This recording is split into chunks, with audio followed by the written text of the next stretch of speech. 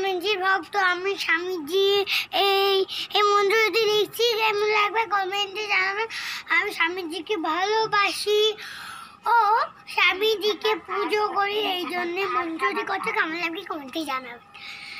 নমো শ্রী জ্যোতিরাজায় বিবেকানন্দ সুরায় সচ্চিৎ সুস্বরূপায় স্বামিনে তাপহারিণী। নমো শ্রী জ্যোতিরাজায় বিবেকানন্দ সুরায় সচ্চিৎ সুস্বরূপায় স্বামিনে তাপহারিণী।